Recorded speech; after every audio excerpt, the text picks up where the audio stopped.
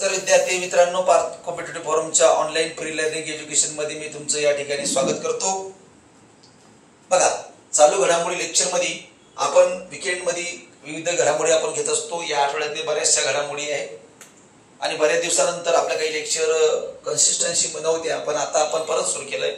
अलीकडेच तुम्हाला माहिती आहे एक नोटिफिकेशन आलेलं आहे।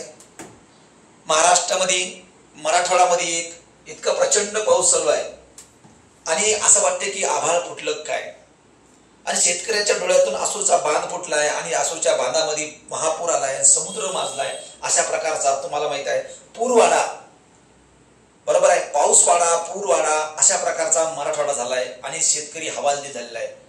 आणि यामुळं आपल्या राज्यसेवेच्या एक्झाम ह्या एक्सटेंड झालेल्या आहे, रद्द नाही झालेल्या आहे, एक्सटेंड म्हणजे पुढे गेलेले आहे। आणि ती एक्झाम आगामी येणाऱ्या आपल्या 9 नोव्हेंबरला जी काही आपली कंबाईन ग्रुप बी होती, PSI STI ESO, तर या दिवशी ती एक्झाम होणार आहे। तर मित्रांनो, आपली कंबाईन कधी, हा बऱ्याचशा विद्यार्थ्यांचा प्रश्न आहे, तर कंबाईन ही एक्झाम ऍटलिस्ट तुम्हाला सोमवार किंवा मंगळवारला आयोगाचं नोटिफिकेशन येईल, कारण शनिवार रविवार हा सुट्टीचा दिवस आला आयोगाचा आणि सोमवारला आयोगाचा वर्क सुरू होऊन जाईल आणि त्यानुसार तुम्हाला तारीख लक्षात येईल। म्हणजे साधारणतः आपल्याला 15 दिवस, महिनाभर, 2 महिने, 3 महिने, साधारणतः महिनाभर असं चालून ठेवूया आपण की तारीख पुढे एक्सटेंड होऊ शकते, कारण पुढच्या रविवारी कोणती एक्झाम आहे त्याच्यावर डिपेंड आहे। आयोगाकडे कंटिन्यू पेपर आहे, त्याचबरोबर तुमचे पण पेपर आहे, कुठले बार्टी आहे, टार्टी आहे, महाज्योती आहे, त्यामुळं रविवार प्रत्येक पॅक आहे आणि मेन्सचे पण काही एक्झाम चालू आहे, त्यामुळं लगेच तुम्हाला 2 दिवसात ती तारीख कळेल। तो तुर्त तुम्ही थोडंसं रिलॅक्स झालेलं तर काही अडचण नाहीये, 2-3 दिवस थोडंसं रिलॅक्स व्हा आणि नंतर काय करा, आयोगाच्या नोटिफिकेशन नुसार परत आपण काय करता येईल शेड्यूल लावता येईल। चला, तर आपण चालू घडामोडीच्या लेक्चरला सुरुवात करूया। बघा विद्यार्थी मित्रांनो, या ठिकाणी जीएसटी काउन्सिल तुम्हाला माहिती आहे 22 तारखेपासून जीएसटी आपले जे काही आहे, जीएसटीचा जो दर आहे, जीएसटीचा स्लॅब आहे तो कमी झालेला आहे। बघा, केंद्रीय अर्थमंत्री निर्मला सीतारामन, बघा केंद्रीय अर्थमंत्री निर्मला सीतारामन यांच्या अध्यक्षतेखाली 3 सप्टेंबर 2025 रोजी 56वी जीएसटी काउन्सिल झाली। 56वी जीएसटी काउन्सिल, बघा जीएसटीच्या परिषद असतात, याच्यामध्ये विविध राज्याचे, सर्व राज्याचे अर्थमंत्री सहभागी होत असतात आणि सर्व राज्याचे अर्थमंत्री सहभागी होत असताना याच्या संदर्भात याचे अध्यक्षस्थान केंद्रीय अर्थमंत्री स्वीकारतात आणि याला जीएसटी काउन्सिल असतात। भारतात ते जीएसटी लागू झाली कधी रे? भारतात ते साधारणतः तुम्हाला माहित आहे जीएसटी लागू झाली 1 जुलै 2017। 1 जुलै 2017 ला जीएसटी संपूर्ण भारतात लागू झालेली आहे। आता या काळात तुम्हाला माहित आहे अरुण जेटली नावाचे आपले भारताचे अर्थमंत्री होते महत्वाचे, आणि त्या अरुण जेटलीनं हे संपूर्ण भारतामध्ये लागू करण्यासाठी प्रयत्न केला आणि 1 नेशन 1 टॅक्स म्हणजे GST, goods and service tax, आणि यासाठी अमेंडमेंट सुद्धा झालेली होती। अमेंडमेंट म्हणजे घटना दुरुस्ती, अमेंडमेंट लक्षात घ्या पोरं हो, अमेंडमेंट म्हणजे घटना दुरुस्ती ही झालेली आहे 101वी, लक्षात घ्या 101 101वी घटना दुरुस्ती अमेंडमेंट झाली आणि त्या संदर्भाच्या चर्चा याच्यात झालेल्या आहे। बघा स्थापना, बघा जीएसटी काउन्सिल म्हणजेच काय, जीएसटी संदर्भाची, कर रचना संदर्भाची परिषद 3 ते 4 सप्टेंबर बघा 2017 पासून जीएसटी काउन्सिलला सुरुवात झालेली आहे आणि त्यानुसार आता ही 56वी आहे, कितवी आहे, 56वी जीएसटी काउन्सिल आहे आणि हे 3 ते 4 सप्टेंबरच्या कालावधीमध्ये झालं। मुख्य भर या वर्षीच्या जीएसटी काउन्सिलचा कशावर होता, पूर्वीचे स्लॅब आता 4 स्लॅब आता 2 स्लॅब मध्ये विलीन करणे। 4 स्लॅब होते, जीएसटीचा जो काही दर रचना होता तो 4 स्लॅब मध्ये होता, तो आता फक्त 2 स्लॅब केलं। का बरं? कारण तुम्हाला माहिती आहे भारतामध्ये महागाई इतकी प्रचंड वाढलेली आहे आणि सर्वसामान्यांना जीवनावश्यक वस्तू खरेदी करणं हे सुद्धा महागलेलं आहे। आता अलीकडे शिक्षण असो, अन्नधान्य असो, भाजीपाला, बाजारपेठा असो, सगळीकडे एवढं लावलं जीएसटी, इतकं लावलं की सर्वसामान्यांना हे परवडत नाहीये। आता बघा ह्याच परवडत नाही, तर आता बघा पूर्वीच्या जीएसटी 4 स्लॅब, हे बघा पूर्वीचे 4 स्लॅब आपल्याला बघायचे आहे।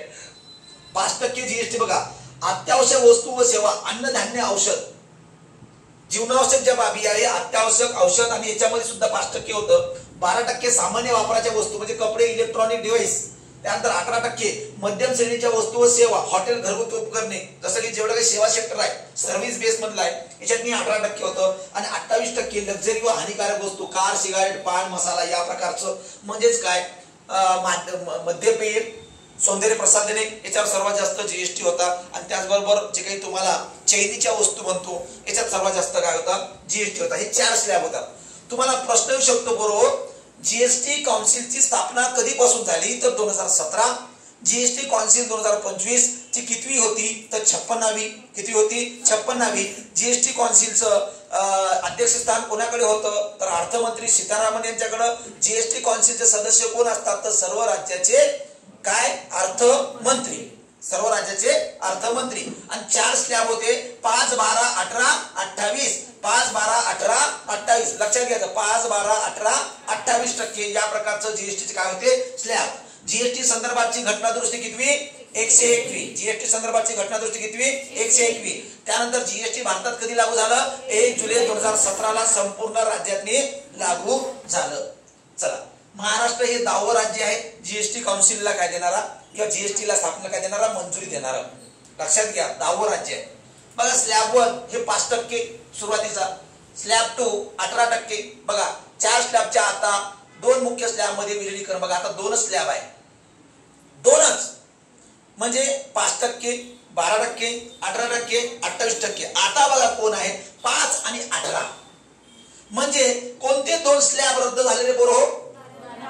बघा रद्द होणारे स्लॅब तुम्हाला असं जर आयोगाने प्रश्न विचारला तर बघा जीएसटी काउन्सिल परिषद 3 ते 4 सप्टेंबर रोजी झाली दिल्लीला.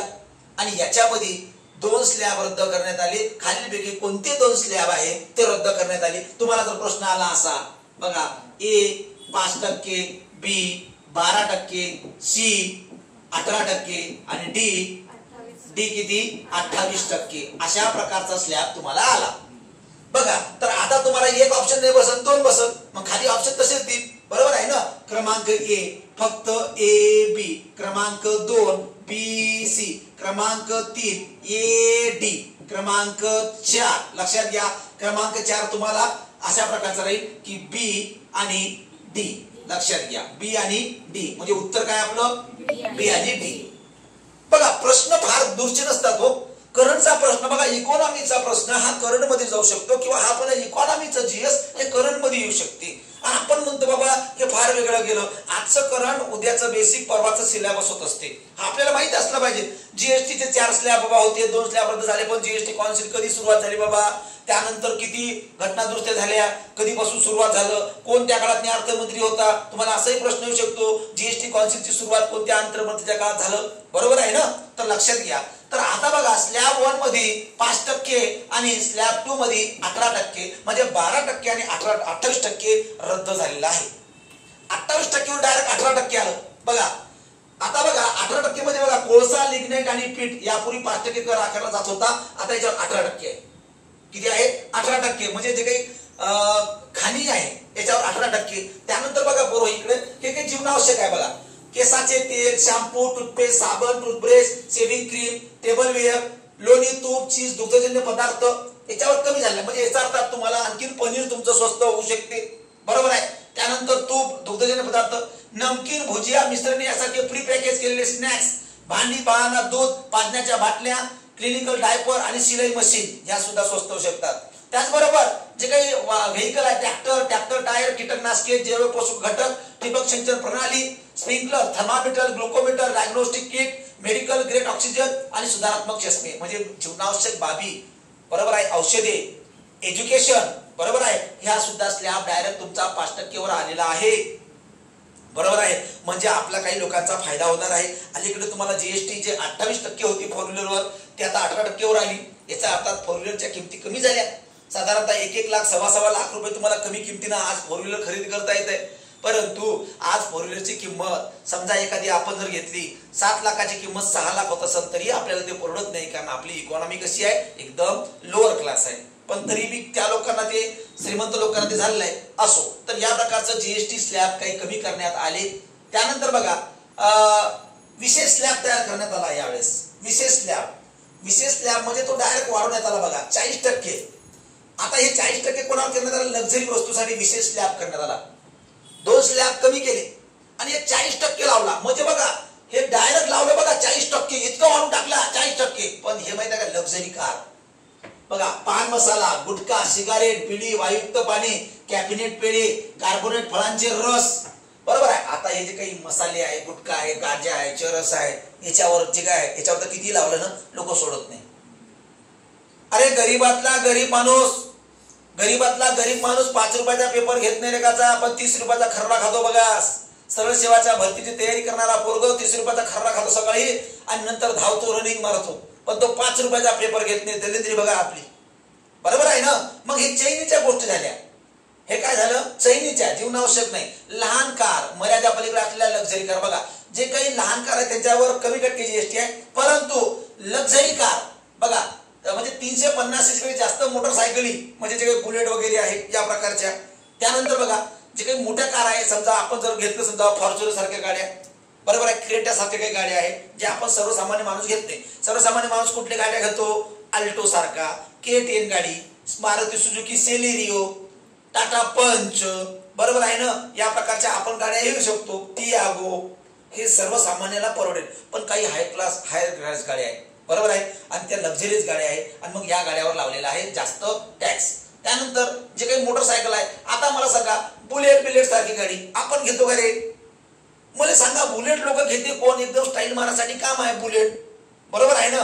आपला सामान्य माणूस काय विचार करते, पहिले गाडीचा ॲव्हरेज, मग सिटी डिलक्स घेणं बाबा, प्लॅटिना घेणं, बरोबर आहे ना. आपल्याला काय पाहिजे, 100 रुपयाची गाडी पिरिरी पडली पाहिजे, म्हणजेच काय जास्त किलोमीटर चालली पाहिजे, हा महत्वाचा अजेंडा आहे. पण काही लोकांना काय घेणे नाही की बाबा ते 20 किलोमीटर जरी चालली तरी चालते, फक्त स्टाईल में रहने का, तो स्टाईल मध्ये राहतो.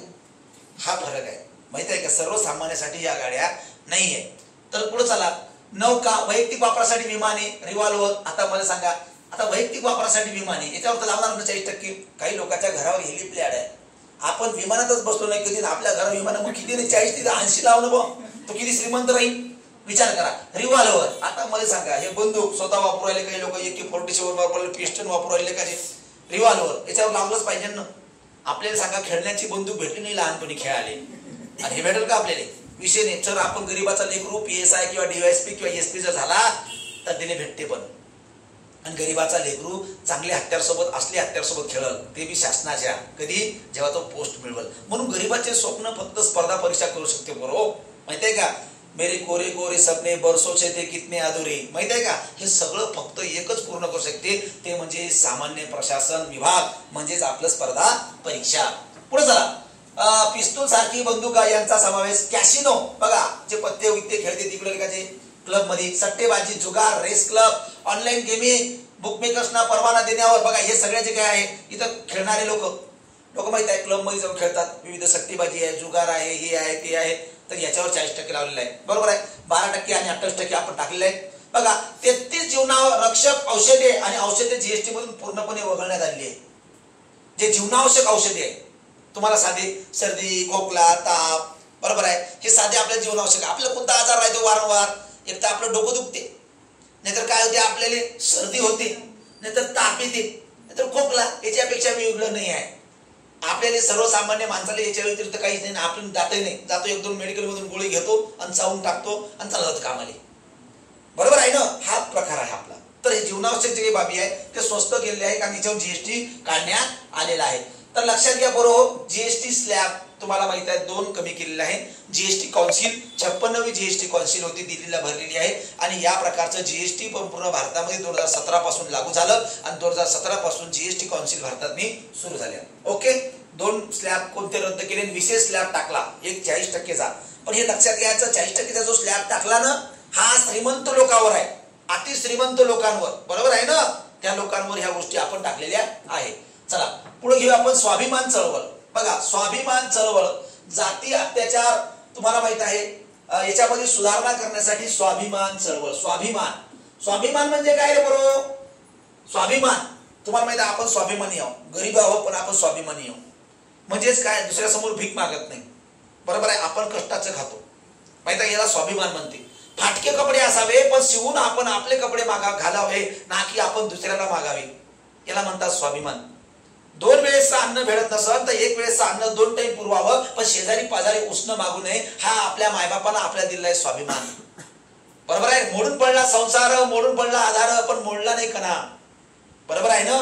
पाठीवर हात ठेवून नुसतं लढ म्हणा, अशी आपली संकटात जाणाऱ्याची काय मानसिकता, याला म्हणतात स्वाभिमान. आता बघा बरोबर, या वर्षी 2025 पेरियार EV रामास्वामी यांची 149वी जयंतीनिमित्त तामिळनाडूमध्ये सुरू केलेला आत्मसन्मान चळवळीला 100 वर्ष पूर्ण झालेली आहे. लक्षात घ्या, E.V. रामास्वामी ही पेरियार चळवळ होती बघा. पेरियार चळवळ 1925 मध्ये यांनी सुरू केली होती, 1925. आणि या चळवळीला 100 वर्ष पूर्ण झाल्यामुळं तुम्हाला माहित आहे 100 वर्ष त्या काळात सुरू केलं होतं आत्मसन्मान चळवळ तामिळनाडूमध्ये, आणि त्याला 100 वर्ष पूर्ण झालेले आहेत. तर लक्षात घ्या, स्वाभिमान चळवळीला 100 वर्ष पूर्ण. तुम्हाला प्रश्न विचारला जाईल कोण सुरू केलं होतं? पेरियार यांनी सुरू केलं होतं. कोणत्या राज्यात सुरू केलं होतं? तर तामिळनाडूमध्ये. कोणत्या चळवळीला किती वर्ष पूर्ण झाले हे तुम्हाला प्रश्न विचारतात इतिहासामध्ये, आणि हेच प्रश्न तुम्हाला करंट मध्ये. काही लोक म्हणतात इतिहासात राहतो, करंट मध्ये राहत नाही. राहते ना भाऊ. महात्मा गांधीच्या कितव्या जयंतीनिमित्त स्वच्छ भारत अभियान नरेंद्र मोदी सरकारनं सुरू केलं. मग मला सांगणं हा प्रश्न इतिहासाचा नाही का? असहकार चळवळीला 100 वर्ष कधी पूर्ण झाले? जालियनवाला बाग हत्याकांडला 100 वर्ष कधी पूर्ण झाले? हे प्रश्न आले नव्हते का? इतिहास मध्ये विषय जर जागला तर प्रत्येक विषयातच करंट आहे, पण जीएस मध्ये जाईल. मी तुम्हाला काय सांगत असतो बघा. काय आहे? जातीय अत्याचार, पितृसत्ताक, धार्मिक रूढीवादाच्या विरोधात एक मूलगामी सामाजिक सुधारणा चळवळ. तुम्हाला माहित आहे मूलगामी जे पितृसत्ताक पद्धती आहे, महिलांना पूर्ण दाबून ठेवणे, या प्रकारची चळवळ. त्यानंतर कर्मकांड आणि पदक्रमांविषयी बुद्धिवाद आणि समानता, व्यक्तीच्या प्रतिष्ठेवर भर दिला.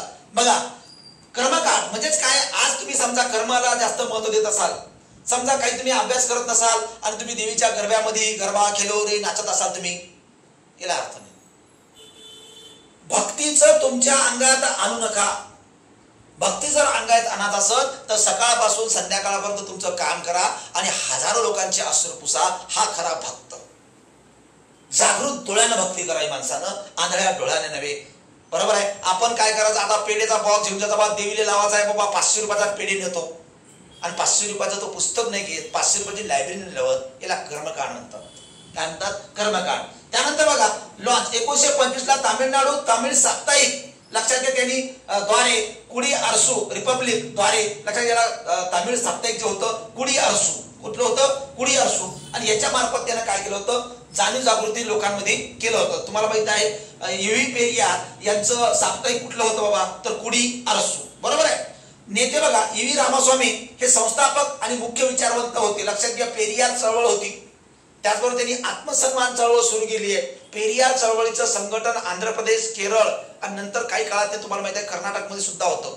3 राज्यामध्ये ही पेरियार चळवळ होती. जे काही जातीय अत्याचार होता, पितृसत्ताक सत्ता होती, आणि याच्या विरोधात लोकांना आत्मसन्मान करायचं होतं की प्रत्येक जाती लोकांना आपलं सन्मान जिवंत करायचं. जसं बाबासाहेब आंबेडकर यांनी आत्मसन्मानाची चळवळ चालवली की कोणी आपण सुधर नाही, कोणी मागास नाही आहे आणि आपण पुढे जाणार आहोत. म्हणून आत्मसन्मान चळवळ E.V. पेरियार यांनी सुरू केली होती 1925 ला. आणि त्या चळवळीला किती वर्ष झाले बरोबर? 100 वर्ष पूर्ण झाले. तुम्हाला जर प्रश्न आला की खालीलपैकी कोणत्या चळवळीला 100 वर्ष पूर्ण झाले आणि ती चळवळ कोणाची होती? तर E.V. पेरियार. ते कोणत्या वर्षी सुरू केली होती? तर 1925 ला, 2025 ला त्या चळवळीला 100 वर्ष पूर्ण झाले.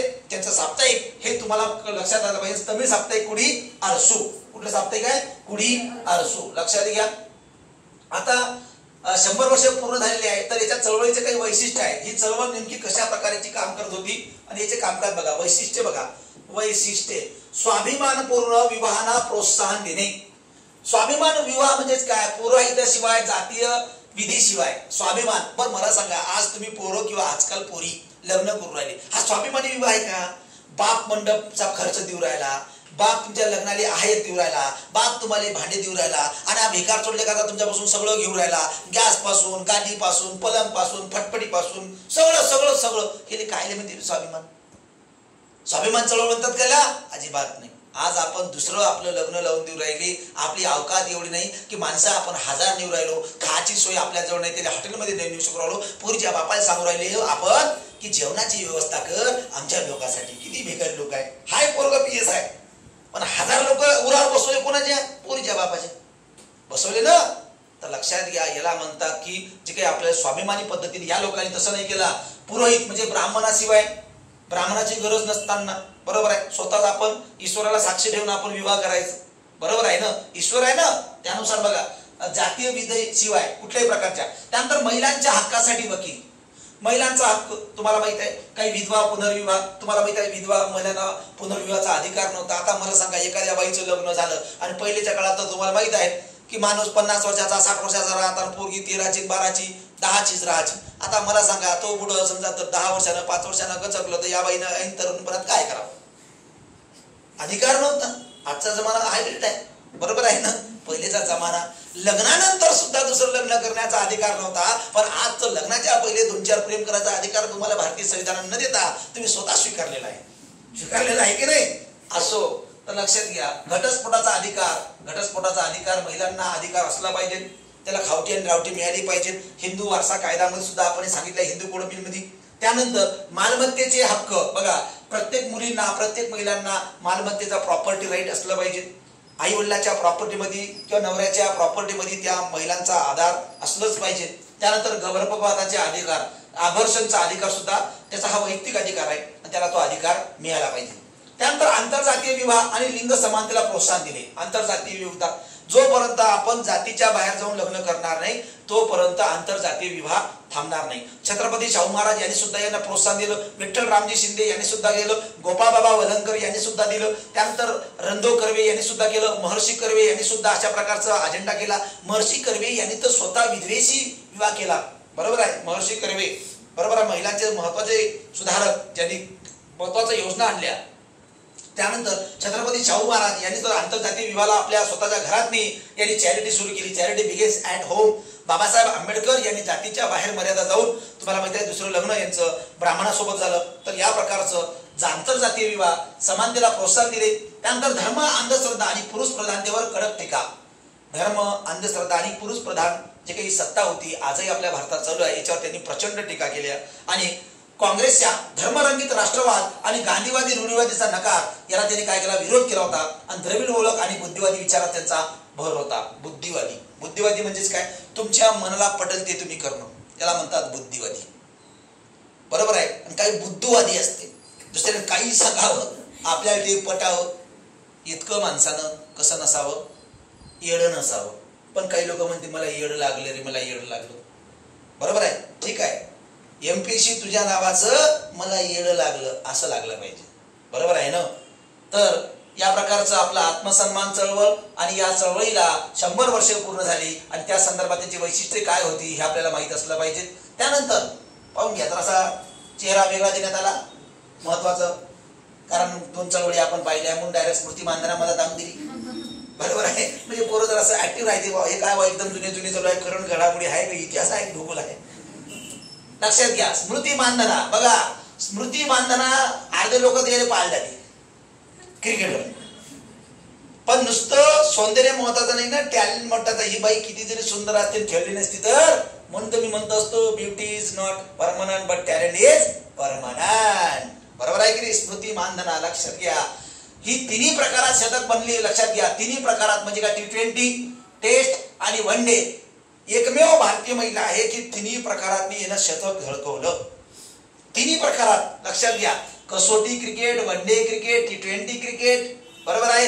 पहिली भारतीय महिला खेळाडू आहे, जगातील 5वी आहे. जगातील कितवी आहे, 5वी. आणि भारतातील किती आहे, पहिली. बघा, तिच्या अगोदर भारताच्या बाहेरच्या 4 महिला कोणत्या होत्या, लक्षात घ्या. बेथ मुनिंग, लॉस ओलवार्ड, हिदर नाईट, टॅमी ब्लूमो. आता आम्हाला म्हणा सर, भारतातल्या महिला टीम माहित नाही कोणत्या 11 आहे, तर बाहेरच्या काय माहित, काही ऑप्शन आलं तर आम्हाला जमणार नाही. परंतु लक्षात घ्या, स्मृती मानधना ही 5वी जगातली महिला आहे की ज्याने तिन्ही प्रकारात काय केलेलं आहे, शतक झळकावलेलं आहे. काय केलेलं आहे, शतक म्हणजे 100 सेंचुरी, बरोबर आहे ना. शतक म्हणजे 100, काही लोकांना माहितीच राहणार नाही. सचिन सारखा म्हणायचा शतक म्हणजे काय, 100, ज्याने 100 धावा केलेल्या आहेत तिन्ही प्रकारात, T20, टेस्ट आणि वन डे.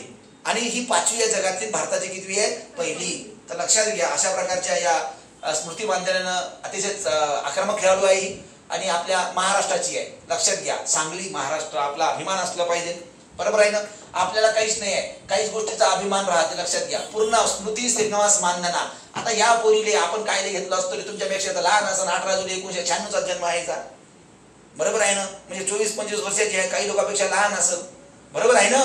एवढ्या कमी वयाची पोरगी कुठं सांगली, कुठं महाराष्ट्राचा जिल्हा, आपण इथं यवतमाळमध्ये घेऊन राहिलो स्मृती मानधनाने, असं तुम्हाला शिकवलं जाईल कोणाला, तुम्ही जर काही काम केलं, बरोबर आहे ना. सोपान केराम भारतातून पहिला आला बाबा एमपीसी भरतीमध्ये. कोण आहे सोपान केराम, ते तिकडचा मास्तर ओरडत, तिकडे औरंगाबाद मध्ये कोणी ओरडलं, कोणी पुण्याने सांगत, दिल्ली चर्चा आहे, सोपान केराम कोण आहे बाई, IBN लोकमत चर्चा चालू. त्याच्या मायबापाने प्रश्न विचारू राहील, माहित आहे का, आपल्या आई वडिलांनी मोठं करणं आपल्या हातात आहे, बरोबर आहे ना.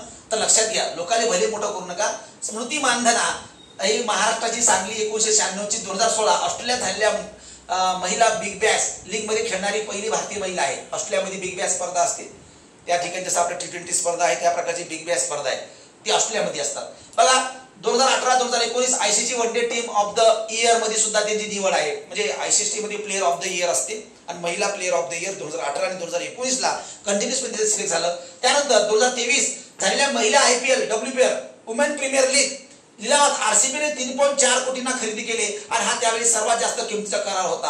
आणि तुम्हाला माहित आहे, जो लडकियों ने नहीं किया वो छोकरियों ने किया. RCB WPL पहिल्यांदा महिला जिंकल्या, नंतर चिकू जिंकला, म्हणजेच आपला विराट जिंकला. बरोबर आहे ना. महिला RCB जे काही RCB चे लोक असतात ह्यांची खूप भांडणे असते. मी चेन्नईचा हाव, मी मुंबईचा हाव आणि मी RCBचा. अबे तू यवतमाळचाच आहे ना बे.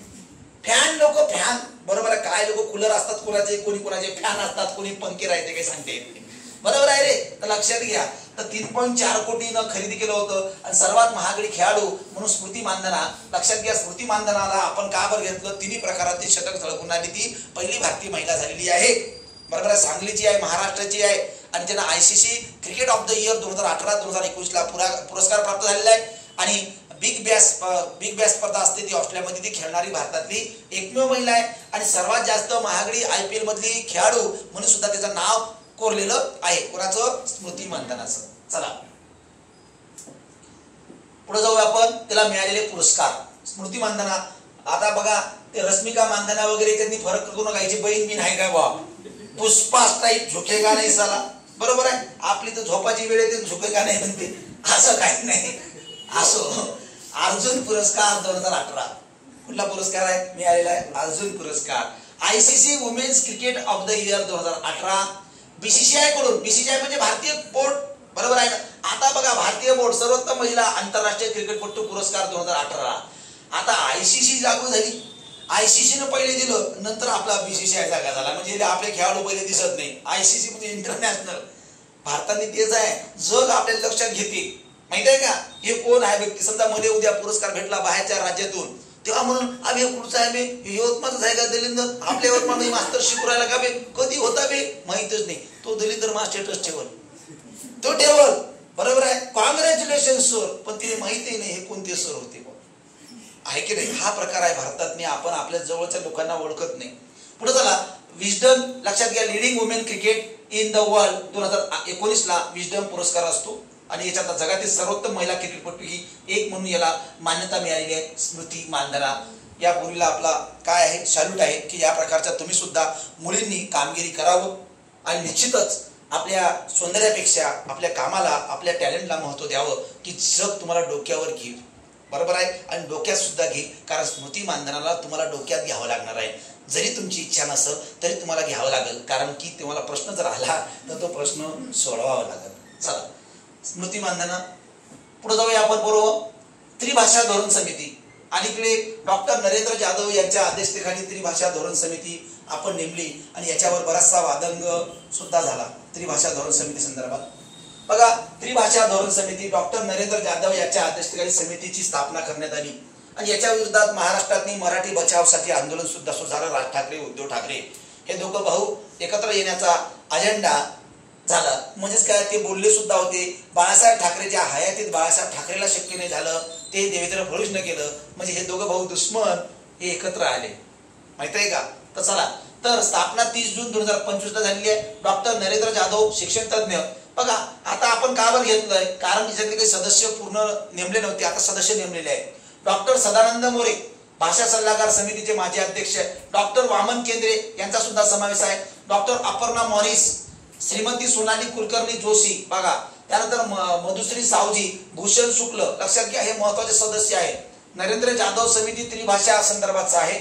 इंग्रजी, हिंदी, मराठी या संदर्भाचा त्रिभाषा धोरण समिती आहे. आपली राष्ट्रीय भाषा हिंदी आहे, आपली राज्य भाषा मराठी आहे, आपली इंटरनॅशनल भाषा किंवा आंतरराष्ट्रीय भाषा इंग्रजी आहे. परंतु स्थानिक लेवल पासून हिंदी भाषा करावी या प्रकारचा त्रिभाषा धोरण समितीने सांगितलेला आहे. कारण जगातली कॉम्पिटिशन मध्ये मुलं मागं पडू नये आणि राष्ट्रीय भाषेला महत्व प्राप्त व्हावं म्हणून त्रिभाषा धोरण समितीने या प्रकारचा अजेंडा आखला, परंतु याला महाराष्ट्राने काय कडाडून विरोध केला होता. याचे सचिव बघा संजय यादव, समितीची मुख्य जबाबदारी आहे राज्यातील शाळांमध्ये त्रिभाषा धोरण निश्चित करण्यासंदर्भात सांगोपांग अभ्यासक्रमातून विद्यार्थी हिताचा निर्णय घेणे. म्हणजेच काय, लहान मला सांगा, आज आपले पूर्व वर्ग पहिल्यापासून इंग्रजी शिकू राहिले राव.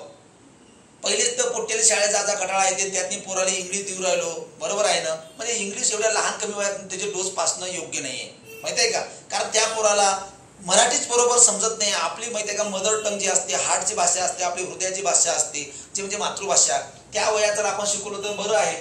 पण त्याला जेव्हा पोराला साधं बोलता येत नाही, तो बबडा असतो, त्या काळात जर त्याला आपण इंग्लिश किंवा त्या काळात जर त्याला हिंदी जर आपण देण्याचा प्रयत्न जर केला तर त्या पोराची मानसिकता ही खराब होऊ शकते शाळेच्या बद्दल, बरोबर आहे ना.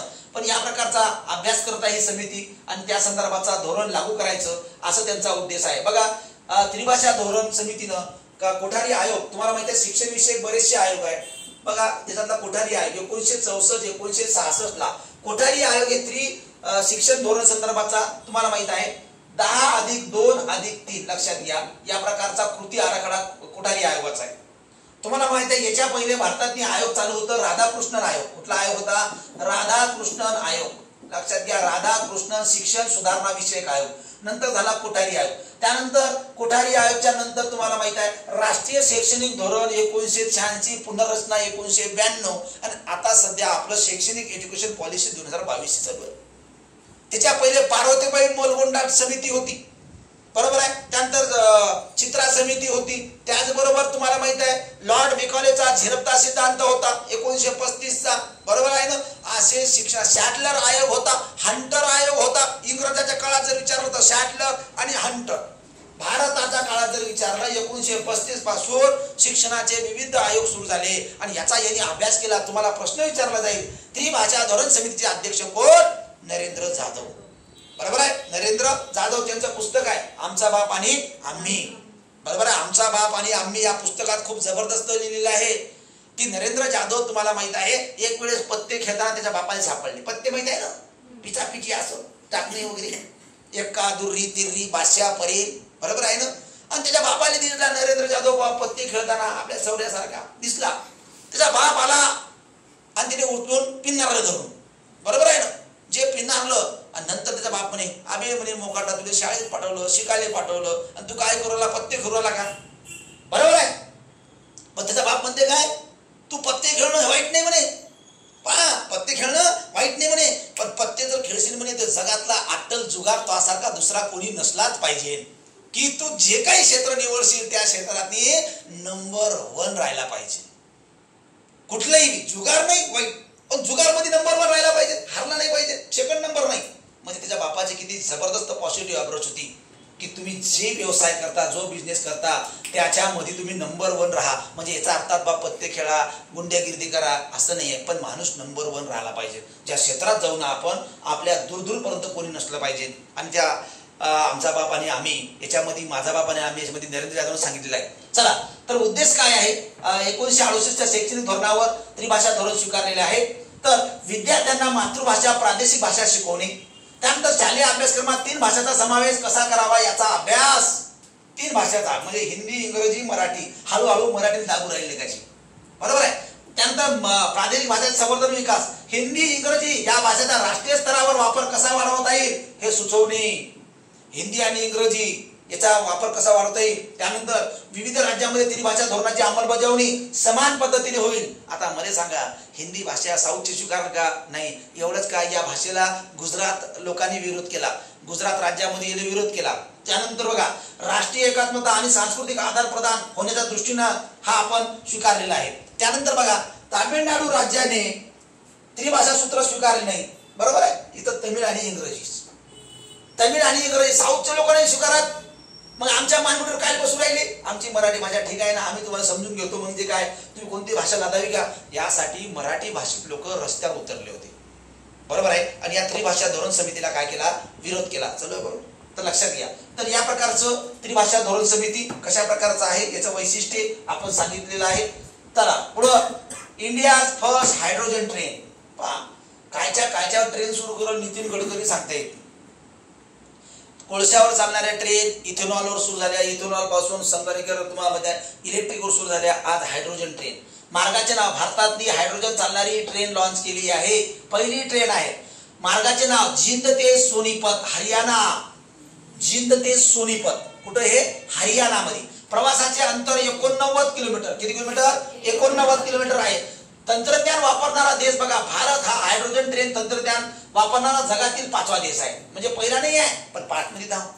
हायड्रोजनवर चालणारी, बरोबर आहे, हायड्रोजनवर चालणारी कितवी नंबरचा आपण? 5व्या क्रमांक. जर्मनी आहे पहिला, फ्रान्स आहे दुसरा, स्वीडन आहे, चीन आहे. ह्या देशांनी हे तंत्रज्ञान वापरले, बरोबर आहे. आता मला सांगा, आपल्या भारतानं सुरू केलं आपण प्रायोगिक तत्वावर. आपल्या भारतातली लोकल मध्ये लोक एवढे दाबून बसू राहिले, संध्याच्या डब्यापर्यंत लोक बसू राहिले, तर भारत सरकार भारताने हे शक्य आहे का? नाही. आपण मेट्रो आणलं, आपण बुलेट आणली, आपण वंदे भारत आणलं, आपण हायड्रोजन जरी आणलं, पण सर्वसामान्याच्या लोकांना आज रेल्वेच नाहीये. जसं आपल्या भागात विदर्भातल्या किती रेल्वे इंग्रजाच्या काळात होत्या आणि आता बंद झाल्या. म्हणजे इंग्रजाच्या काळात एखाद्या यवतमाळला रेल्वे तरी होती, मग आपल्याला इंग्रज परवडले असं म्हणा लागत. या सरकारनं आपली होती जी ट्रेन ते बी घेऊन गेली, बरोबर आहे ना. तर ट्रेन ही जीवनावश्यक प्रवासात झालेलं आहे. परंतु ठीक आहे, जगातली काय काय नवीन होत आहे हे वाचणं किंवा हे अभ्यासणं गरजेचं आहे. म्हणून हायड्रोजनवर चालणारी ट्रेन ही लॉन्च झाली कोणत्या राज्यात? हरियाणा. हरियाणा का? लक्षात घ्या. कुठला भाग? जिंद ते सोनीपत. किती किलोमीटर? 89. भारत अशा प्रकारचा हायड्रोजन ट्रेन लॉन्च करणारा 5वा राष्ट्र. जर्मनी, फ्रान्स, बरोबर आहे, चीन आणि स्वीडन. जर्मनी, फ्रान्स, चीन आणि स्वीडन, बरोबर आहे ना, 4. भारत कितवा? 5वा. तर असो, तुम्हाला जर प्रश्न विचारलं भारतामध्ये हायड्रोजनवर चालणारी ट्रेन कोणत्या राज्यात धावली बघ, तर तेवढं लक्षात घ्या, बरोबर आहे ना. किती किलोमीटर धावली ते? 89 किलोमीटर, बरोबर आहे. हायड्रोजन ट्रेन तुम्हाला वाटलं कधी तर तिथे जाऊन बसायचं तर तुम्ही बसू शकता, काही फरक पडत नाही. चला, बाकी काही बघायचंच नाही, फक्त एवढं बसायचं. चला पुढे जाऊ आपण. ऑपरेशन गुड्डूर. लक्षात घ्या, जम्मू काश्मीर मध्ये एक गुड्डूर जंगलात शोध मोहिमेदरम्यान दहशतवादी याच्यावर काय केलं? गोळीबार. दहशतवादीचे काय गुंडूर जंगल आहे जम्मू काश्मीर मधलं, आणि तिथे काही दहशतवादी घुसले होते आणि यासाठी ऑपरेशन गुड्डूर नावाचं आपण केलं होतं. बघा, कुलगाम जिल्ह्यातील जम्मू काश्मीर. आता आपण पुलगाम ऐकलं असेल, हे कुलगाम आहे. काय? कुलगाम. पोलीस, लष्कर आणि सीआरपीएफ न सुरू केलेल्या दहशतवादी विरोधी ऑपरेशन, बरोबर आहे, हे गुड्डूर वन क्षेत्र होतं आणि हे म्हणून याला गुड्डूर ऑपरेशन देण्यात आलं. नाव काय दिलं आहे? गुड्डूर वनात हे काय घुसले होते दहशतवादी, म्हणून ऑपरेशन गुड्डूर. काय दिलं आहे? ऑपरेशन गुड्डूर. कुठं? जम्मू काश्मीर मध्ये कुलगाम जिल्ह्यात. कोणत्या जिल्ह्यात? कुलगाम जिल्ह्यामध्ये दहशतवादी घुसले आणि या दहशतवादाचा खात्मा करण्यासाठी ऑपरेशन गुड्डूर. तुम्हाला फक्त प्रश्न विचारल, ऑपरेशन गुड्डूर मोहीम कोणत्या राज्यात राबवली? तर जम्मू काश्मीर मध्ये. काहून पण राबवली? तर दहशतवादी घुसले होते आणि त्याचा खात्मा करण्यासाठी हा ऑपरेशन मोहीम राबवलेली आहे. ऑपरेशन कोणतं? गुड्डूर. लक्षात घ्या, गोळीबार करण्यात आला. चला, हिमाचल प्रदेश संपूर्ण साक्षर होणारं राज्य, पहिलं राज्य आहे, संपूर्ण राज्य. लक्षात घ्या, हिमाचल प्रदेश पूर्ण साक्षर राज्य झालेलं आहे. तुम्हाला माहित आहे, साक्षर राज्य बघितलं आपण, त्यानंतर साक्षर जिल्हा बघितला, माहित आहे का? पहिला साक्षर जिल्हा आपण ते सांगितला, बरोबर आहे ना. आता बघा, हिमाचल प्रदेश पूर्ण साक्षर राज्य झालेलं आहे. 8 सप्टेंबर रोजी आंतरराष्ट्रीय साक्षरता दिनानिमित्त, 8 सप्टेंबर आंतरराष्ट्रीय कुठलाही साक्षरता दिवस आहे आणि ही घोषणा करण्यात आली. बघा, या टप्प्यात त्रिपुरा, मिझोरम आणि गोव्यासह पूर्ण कार्यात्मक साक्षरता प्राप्त करणारे हिमाचल प्रदेश हे 4थे राज्य आहे. किती राज्य आहे? 4थे. तुम्हाला माहित पाहिजे. बघा, त्रिपुरा आहे पहिलं, मिझोरम आणि गोवा हे संपूर्ण साक्षर राज्य आहे. आणि आता 4थं राज्य कोणतं? हिमाचल प्रदेश. बघा, त्रिपुरा, मिझोरम, गोवा आणि हिमाचल प्रदेश. आता तुम्हाला वाटत असेल महाराष्ट्र आणखी संपूर्ण साक्षर नाही का? लोकसंख्या रे, आपली लोकसंख्या लई आहे ना, त्यामुळं. कारण आपल्याला जिथेही बघा लहान राज्य आहे, हे लहान राज्य आहे, त्यामुळं कसं शक्य आहे. आणि जून 2024 मध्ये लडाखला पूर्णपणे साक्षर असलेला पहिला केंद्रशासित प्रदेश. बघा, लडाख मध्ये हल्ला चालू आहे सध्या. भारतीय जनता पार्टीचं कार्यालय जाळलं, माहिती का? काल परवा जाळलं ना. नेपाळसारखी घटना लडाखला घडलेली आहे. तुम्ही पाहत जा, कुठं आग लागू राहिली, भली आग नका लावू, आग विजवायला जा, पाहत जा जरा, असं तुम्हाला कळूच नाही राहिलं. तुम्ही फक्त इथंच आहे, अरे कुठं काय चालू आहे रे बाबा माहोल. अरे माहोलच पाहायसारखा, बाकीची दुनिया आहे पाहणं. जग तुम्हाला मोबाईल कायसाठी आहे? जग पाहासाठी. पण तुम्ही आपल्या जगातून बाहेर निघत नाही. अरे त्या डबक्यातून बाहेर निघा रे. त्या डबक्यातून जर बाहेर बसाल, काय सांगते ते अँजेला मार्केल तुमची वाट पाहत असं. कारण तुम्ही जर आंतरराष्ट्रीय स्तरावर जर IFS झाला तर IFS जर झाला एखाद्या राष्ट्रात जा असा तुम्ही कमला हॅरिस तो स्वागत करू शकते नाही राष्ट्राने जर कमला हॅरिस झाली तो IFS जर झाला तर विदेशी राजदूत भारताचा इंडियन फॉरेन सर्व्हिस मध्ये ते सांगता येते का काही सांगता येत नसते लक्षात घ्या तर 8 सप्टेंबर हा काय आहे आंतरराष्ट्रीय साक्षरता दिवस आणि याच्या अंतर्गत 4थं राज्य हिमाचल प्रदेश हा काय झालेला आहे संपूर्ण साक्षर राज्य कितवं चौथं आणि पहिला केंद्रशासित प्रदेश आहे साक्षर होणारा कोणता लडाख कोणता आहे लडाख लक्षात घ्यायचं हे आपल्याला प्रश्न येऊ शकतात बरं केंद्रशासित प्रदेश या प्रकारचं बघा आता हिमाचल प्रदेश पूर्ण साक्षर राज्य झालेला आहे बघा हिमाचल प्रदेशात साक्षरता दर 99.30% लक्षात घ्या 99.30% पर्यंत पोहोचला आहे जो राष्ट्रीय साक्षरतेच्या 95% पेक्षा जास्त आहे जो शिक्षण मंत्रालयाने पूर्ण साक्षरतेच्या 100% समतुल्य मानला जातो काय मानला जातो समतुल्य मानला जातो बघा उल्हास समाजातील सर्वांसाठी आजीवन शिक्षण समजून घेणे हे नव भारत साक्षरता कार्यक्रम त्यांनी राबवलं होतं कुठलं उल्हास त्यानंतर बघा न्यू इंडिया लिटरसी प्रोग्राम जे काही भारतानं लाभलेलं आहे न्यू इंडिया लिटरसी प्रोग्राम जे काही लोक त्यांचं लग्न झालेलं आहे त्याचबरोबर ज्यांचं वय वाढलेलं आहे पण ते शिकले नाही आहे यासाठी हा प्रोग्राम आहे भारतात चालू आहे आता आपल्या महाराष्ट्रात पण चालू आहे जिल्हा परिषद शाळेतले काय करताय मास्तर लोक जे वयोवृद्ध लोक आहेत ज्यांना लिहिता वाचता यावं म्हणून हा न्यू इंडिया लिटरसी प्रोग्राम आहे त्यानंतर 15 वर्ष आणि त्याहून जास्त वयाच्या अशिक्षित प्रौढांना लक्ष करतो काय करतो लक्ष करतो म्हणजेच काय हा उल्हास आहे सगळ्या लोकांना शिक्षणाच्या प्रवाहात आणणे त्यानंतर न्यू इंडिया लिटरसी प्रोग्राम काय आहे जे काही 15 वर्ष ज्यांचं झालं किंवा 30 वर्ष ज्यांचं झालं पण ज्यांचं शिक्षणाच्या प्रभावापासून ते दूर राहिलेले आहे या सगळ्या लोकांना काय करताय लोक लिहिता आणि वाचता यायला पाहिजेत म्हणून या प्रकारचा लिटरसी प्रोग्राम चालू केलेलं आहे पुढे चला बघा हिमाचल प्रदेश पूर्ण साक्षर झालेला आहे पुढे आत्महत्या निवारण दिवस लक्षात घ्या आत्महत्या निवारण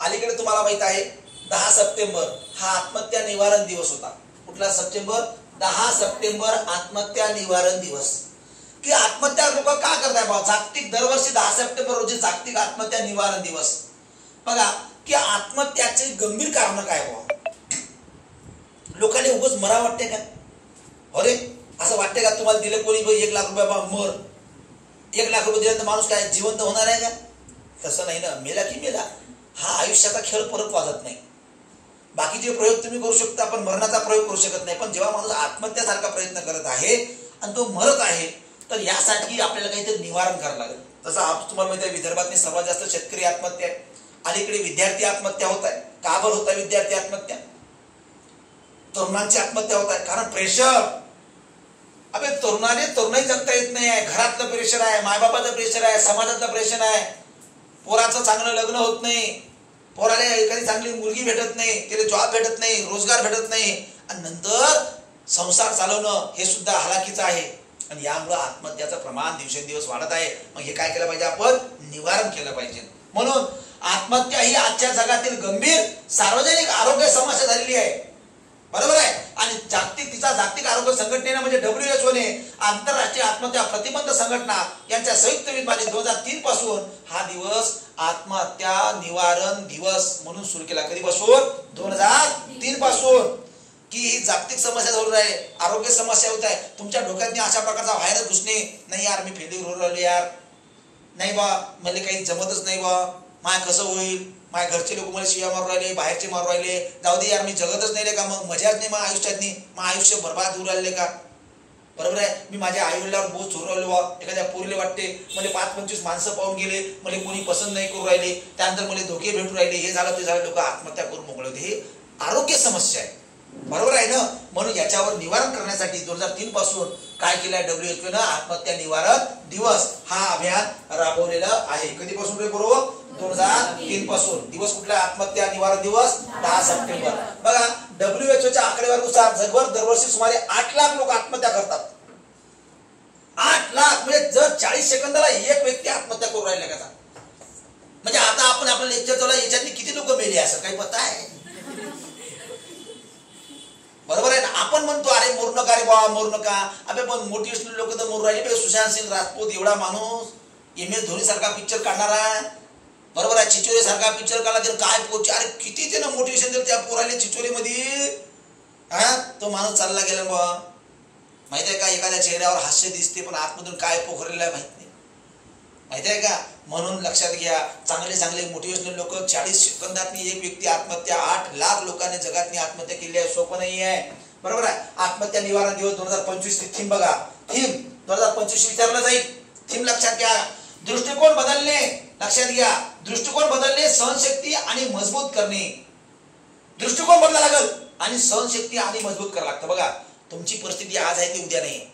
आपल्या दृष्टिकोन बदला लागला, सहनशक्ती नाही लोकांना, बरोबर आहे. एखाद्याने झापलं आपण धरून तरी आत्महत्या करू शकते का कार्यकर्ता, त्याचबरोबर फेलियर झालं त्याच्याजवळ सहनशक्ती नाही, संयम नाही यावे. लक्षात घ्या, आजकाल लोकांना काही फेलियर होत आहे. लक्षात घ्या, फेलियर होईल, फेलियर होत राहील, पण एक दिवस सक्सेस मिळणार. लक्षात घ्या, अपयश हे कायम नसते आणि यश हे अंतिम नसते. अपयश हे कायम नसते आणि यश हे अंतिम नसते. त्यामुळं अपयश यश येतच राहते लाईफ मध्ये, बरोबर आहे. Life is ups and down यारो, बरोबर है.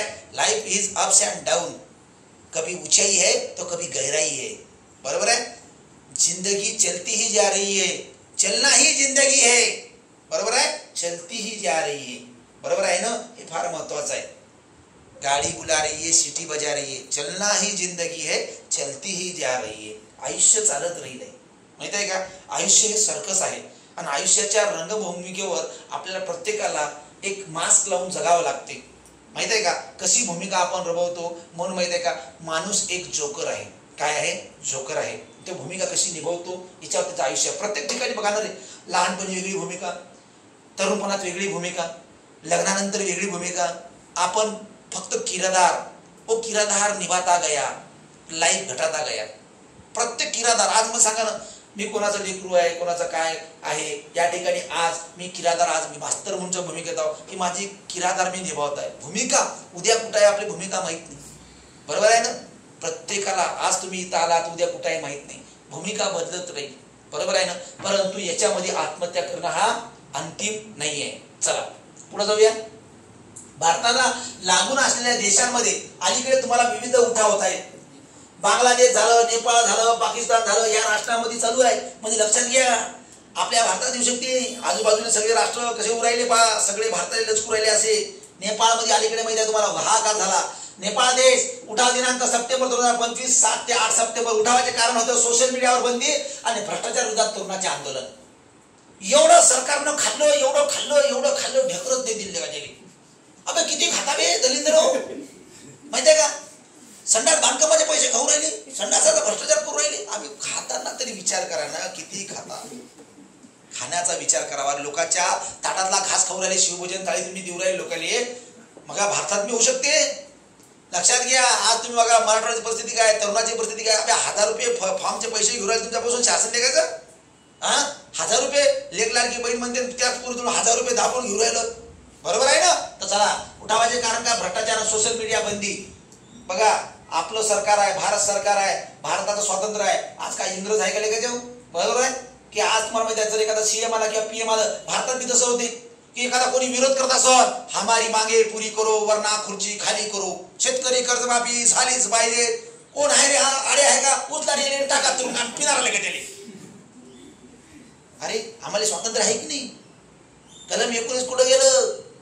अरे मोदी जर असेल, मोदीनं मायाच भेटायला आला तो, त्याची मन की बात ऐकाव का, माया बी मन की बात त्यांनी कधी ऐकावं ना, त्याच ऐकत राहू आम्ही. अरे आमचं पण ऐक ना बा. सीएम असेल, कोणी पीएम असेल, काय चालू आहे आपल्या भागात, जर कोणी मुख्यमंत्री आला, बरोबर आहे, जर तुमच्या भागात मुख्यमंत्री आला, तुझे प्रश्न काय तू विचारशील ना भाऊ. पण जर तुला विरोध केला भाऊ, तुला उचलती कोण, तुमचेच लोक वर्दीवाले उचलून येते. तू विरोध करू नको म्हणते, काहून नको भाऊ, मला बोलू दे ना रे मग, की तुमच्या बाजूनच करावं आम्ही, तू जे म्हणशील ते योग्य. विरोध करण्याचा अधिकार का महात्मा गांधीला होता का इंग्रजांनी दिला. तुम्ही तर आपल्या भारतात आता आंदोलन करण्याचा राहिला नाही अधिकार, बरोबर आहे ना. म्हणजे सांगा, इंग्रजाच्या काळात स्वायत्तता होती, आपल्या काळात आपल्याला स्वायत्तता नाही. म्हणजे सरकार कोणाचं आपलं आहे का कोणाचं आहे म्हणजे कळतच नाही, बरोबर आहे ना. तर असो, तर पंतप्रधान KP शर्मा ओली व राष्ट्रपती रामचंद्र पटेल यांनी राजीनामा दिले, हे पळाले देश सोडून.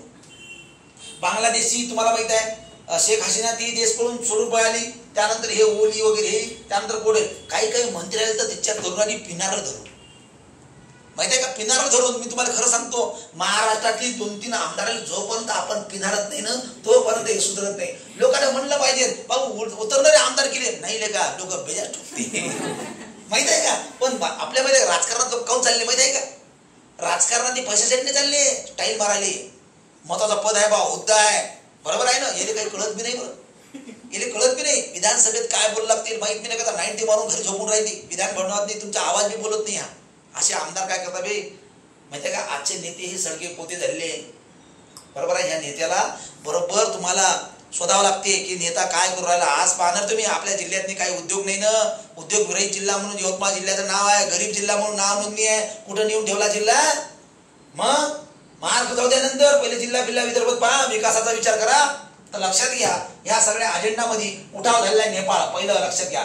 त्यानंतर बांगलादेश 2024 उठाव झाला बांगलादेशमध्ये, लक्षात घ्या. बांगलादेशमध्ये पण असंच दंगली झाल्या. उठावाचं कारण काय होतं बघा, 5 ऑगस्ट 2024 बांगलादेशमध्ये उठाव झाला, अलीकडे नेपाळमध्ये झाला. बघा, कोटा प्रणाली सुधारणा आणि शेख हसीना सरकारच्या अत्याचारी धोरणाविरोधात कोटा प्रणाली. बघा याने काय केलं होतं, ते काही 1971 बांगलादेशला मुक्ती मिळाली होती आणि त्या लोकांना मग काय केलं होतं, स्वातंत्र्य संग्रामामध्ये जे परिवार होते तर त्या परिवाराला आरक्षण, आणि या बाईने काय केलं, तो आरक्षण काढून टाकलं.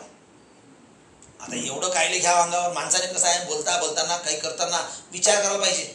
एकाच दमानं काढलं तर कसं होईल, थोडं करायला पाहिजे काही गोष्टी. परंतु यांनी तसं नाही केलं, डायरेक्ट कोटा प्रणाली रद्द करून टाकली.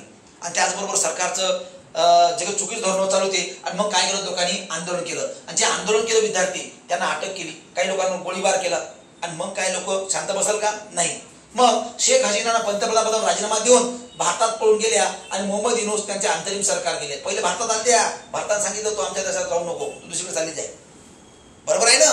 म्हणजे तुम्हाला ते माहित आहे की शेख हसीना सारखी अवामी लीग, बरोबर आहे, ज्या मुजबीर रहमान शेख याचे वडील 1971 ज्या माणसानं पाकिस्तानमधून बांगलादेश हा राष्ट्र मोकळा होण्यासाठी इंदिरा गांधी सोबत समझोता करून बांगलादेश मुक्तीसाठी भारतानं भूमिका घेतली होती, आणि आज त्या पंतप्रधानाला देश सोडून जावं लागलं, ही सोपी गोष्ट नाही आहे.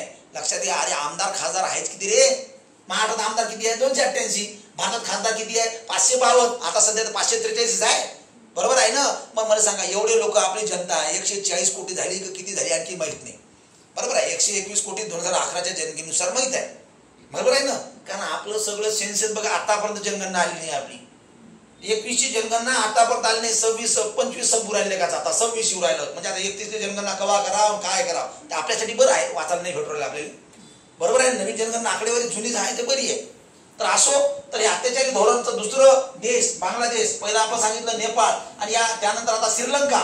बघा श्रीलंकेमध्ये 2022 झाला बघा, 24 बांगलादेश, 25 नेपाळ आणि 22 मध्ये श्रीलंकेमध्ये उठाव झाला.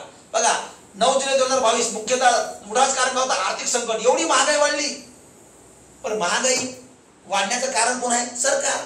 हे आण योजना ते आण योजना, हेले काय करावं लागते का? ज्याले निवडणुकासाठी चुमला करते सरकार, येते सत्ता उपभोगते, गेले काही करावं लागते, देश खड्ड्यात जाऊया काही करावं. मग श्रीलंकेत तसं झालं, आणि याच्यातनी काय केलं, सरकारनं चुकीचं धोरण केलं आणि महागाई इतकी प्रचंड वाढली. बरोबर, पाकिस्तानमध्ये वाढली अलीकडे महागाई. आणि तुम्हाला माहिती आहे, साधं तुम्हाला भाजीपाला पेट्रोल तुम्हाला 200 लिटर झाला तिथं श्रीलंकेतनी, आणि मग त्या सर्वसामान्य लोकांना जगणं कठीण झालं आणि लोक रस्त्यावर उतरले. आणि त्यामुळं त्या ठिकाणी राष्ट्रपती गोटाबाया राजपक्षे यांनी राजीनामा देऊन देश सोडावा लागला आणि रानिल विक्रमसिंघे यांनी कारभार सांभाळला, बरोबर आहे ना? रानिल विक्रमसिंघे यांनी काय केलं? कारभार सांभाळला. म्हणजे अलीकडचे 3 भारताला लागून असलेल्या 3 राष्ट्रांमध्ये हा उद्रेक झालेला तुम्हाला दिसतो. आणि पाकिस्तान मध्ये सुद्धा महागाई. बघा इम्रान खान पंतप्रधान पदावर राजीनामा द्यावा लागला आणि शहबाज शरीफ यांना काय केली? सत्ता स्वीकारली. 2022 पाकिस्तानमध्ये पण झालं. काऊन? आर्थिक संकट, बरोबर आहे, राजकीय संकट आणि लष्कराचा दबाव, आर्थिक पण होतो. पाकिस्तान झालं, बांगलादेश झालं, श्रीलंका झालं, नेपाळ झालं. 4 राष्ट्रांमध्ये काय बाबा आजूबाजूला संकट आहे. म्हणून माझ्या म्हणणं आहे, या राजकीय लोकांना हात जोडून विनंती आहे बाबा, सुधरून जा रे बाबा तुम्ही, बरोबर आहे? पिणारे लोक धरून माहित आहे का? आणि पिणार नाही तर आम्ही तर समोर पुढे राहू, काही हरकत नाही. हो, कारण का जर चुकीचे जर काम करत असेल, कारण आम्ही बोंबलून ठकलो 5 वर्षापासून बोंबून राहिलो मी की TCS IBPS ची परीक्षा फी कमी करा. पण सरकार लेखाचा हा मुख्यमंत्री गेला, तो मुख्यमंत्री आला, नवीन आला, बरोबर आहे, तरी काही बदलत नाही आहे. मग मला सांगा, मग लोक सर्वसामान्य स्पर्धा परीक्षा अभ्यास करणारे पोरं, अरे सांगा रे, SC ST यायले बी 1000 रुपये 900 रुपये फी आहे. ओबीसी यांनी 900, अपंग वाल्याने बी 900 रुपये फी आहे राव. मग 1000 रुपये ओपनले आणि 100 रुपये कमी बाकी झाले. मग सांगा ना, एवढं हाणू नका ना तुम्ही, एवढं खाऊ का आमच्या जीवावर. तर यानुसार सर्वसामान्य लोकांचा काय होऊ राहिला, संघर्षमय जीवन होत आहे. आणि त्यामुळे हे चारही देशामध्ये लोक माहिती आहे का, जेव्हा माणसाने खूप होते ना, फुलबनी अंगारे होते माहिती आहे का, फुलबनी अंगारे. सर्वसामान्य जेव्हा तुम्ही त्रास देसाल ना, तेव्हा तो काही करू शकतो. आणि ह्या 4 राष्ट्रामध्ये आपल्याला कळलं. ओके, हे 4 राष्ट्र आपण बघितले. त्या 4 राष्ट्रामध्ये संकट आलं. पुन्हा राष्ट्रीय वन शहीद दिन, राष्ट्रीय वन शहीद दिन. चला, राष्ट्रीय वन शहीद दिन 11 सप्टेंबर. राष्ट्रीय वन शहीद दिन 11 सप्टेंबर. बघा थीम, शहीदांचे स्मरण, जंगलाचे रक्षण. शहीदाचे स्मरण, जंगलाचे रक्षण. आता लक्षात घ्या, नॅशनल फॉरेस्ट लक्षात घ्या, मॅरिटेज डे 2025. आता बघा, राष्ट्रीय वन शहीद दिन, वनामध्ये जे लोक शहीद झाले त्या संदर्भाचा शहीद दिन साजरा करत आहे 11 सप्टेंबर. थीम आहे शहीदाचे स्मरण, जंगलाचे रक्षण. आता बघा, याच्या संदर्भाची थोडक्यात आपण माहिती घेऊ. जे काही शहीद दिन आहे बघा, ज्यांनी वनासाठी बलिदान दिले, जंगलासाठी ज्या लोकांनी दिले, तुम्हाला माहिती आहे सुंदरलाल भाऊ वना, चिपको आंदोलन, बघा या प्रकारचे बरेचसे आंदोलन, बिश्नोई यांनी सुद्धा बलिदान दिलं. बघा जे काही आंदोलन आहे आणि या आंदोलनाच्या अंतर्गत काही लोकांनी काय दिलं, जंगल बचाव, मानव बचाव यासाठी संदेश दिला होता. बिश्नोई यांनी बलिदान दिलं 1730 ला. अमृता देवी आणि बघा खजिला येथील लक्षात घ्या, जे काही 369 ग्रामस्थ होते. त्यानंतर चिपको चळवळ, चिपको आंदोलन 1970, जे झाडाला चिपकले होते लोक, झाड तोडू नये म्हणून, वृक्षतोड थांबवण्यासाठी गावकरी झाडांना मिठी मारत होते. बघा काही वनरक्षक, बघा शिकारी आणि माफियांशी झालेल्या लढाईत शहीद झालेले. त्यानंतर आधुनिक नायक, जंगले आणि वन्यजीव वाचवताना धोक्यात स्वतःचा जीव घालणारे असे काही कार्यकर्ते, याच्यासाठी आपण शहीद वन दिन म्हणून आपण साजरा करत आहोत. म्हणजे जे लोकांनी फॉरेस्टचं रक्षण करण्यासाठी, जंगलाचं रक्षण करण्यासाठी, जंगली प्राण्याचं रक्षण करण्यासाठी, बरोबर आहे, ज्यांनी प्राणाची आहुती दिली, ज्यांनी बलिदान दिलं, तर या लोकांना आपण शहीद दिन म्हणून साजरा करायचा, शहीद वन दिन म्हणून आपण सुरुवात केली आहे. बरोबर आहे, शहीद वन दिन कोणता दिवस आहे, 11 सप्टेंबर. ज्या लोकांनी वनाच्या रक्षणासाठी काय केलेलं आहे, काम केलं आहे. पुढे चला, स्वच्छ वायू सर्वेक्षण 2025. बरोबर, स्वच्छ वायू सर्वेक्षण 2025. बघा जे काही स्वच्छ आहे, अमरावती शहराने प्रथम क्रमांक प्राप्त केला आहे. अमरावती म्हणजे आपल्या विदर्भातलं नाही आहे, हे लक्षात घ्या. अमरावती हे शहरामध्ये स्वच्छ आहे, लक्षात घ्या. नाही तर तुम्ही म्हणता बाई विदर्भात आहे का, विदर्भातली काय रे बाबा, तिकडे खर्रा आहे ना, 5 आहे ना कार्यक्रम. मग कुठे आहे अमरावती, हे आंध्र प्रदेश, लक्षात घ्या. स्वच्छ सर्वेक्षण हे भारतातील शहरे आणि गावे आणि शहरामध्ये स्वच्छता, कचरा व्यवस्थापन आणि सांडपाणी व्यवस्थापनाची तपासणी करणे. त्याचबरोबर सर्वेक्षण भारत सरकारच्या पर्यावरण, वन आणि हवामान बदल मंत्रालय अंतर्गत राष्ट्रीय स्वच्छ कार्यक्रम राबवलेला आहे. आणि याच्यामध्ये अमरावती शहरानं पहिला क्रमांक मिळवलेला आहे. म्हणजे शहर, गाव आणि याच्या अंतर्गत सगळ्या गोष्टी आपण सुरू केल्या आहे. आता बघा, स्वच्छ रेल्वे स्टेशन म्हणून तुम्हाला माहिती आहे कुठला आहे रे, म्हैसूर. लक्षात घ्या, वारंवार स्वच्छ रेल्वे स्टेशन, सर्वात चांगला प्लॅटफॉर्म स्वच्छता तुम्हाला माहिती आहे म्हैसूर. आता बघा, अलीकडे काही गाव पंचायत राज अभियान आपण सुरू केला, तालुका पंचायत. त्याचबरोबर ग्राम हागंदरी मुक्त गाव म्हणजे हा स्वच्छता पुरस्कार आपण सुरू केलेला आहे.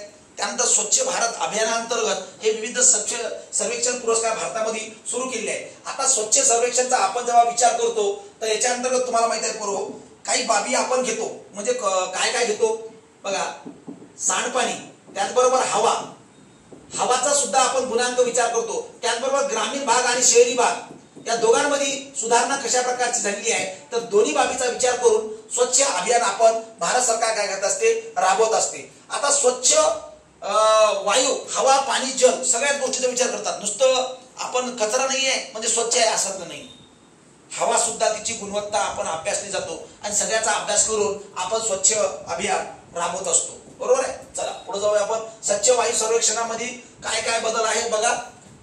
शहरांना विविध श्रेण्यांमध्ये गट केला जातो. उदाहरणार्थ लोकसंख्या 3 ते 10 लाख इतकी असलेली 10 लाख पेक्षा जास्त गटात तुलना केली जाते. अमरावतीला 200 पैकी 200 गुण आहे आणि 75 लाख रुपयाचा काय मिळालेला आहे, पुरस्कार.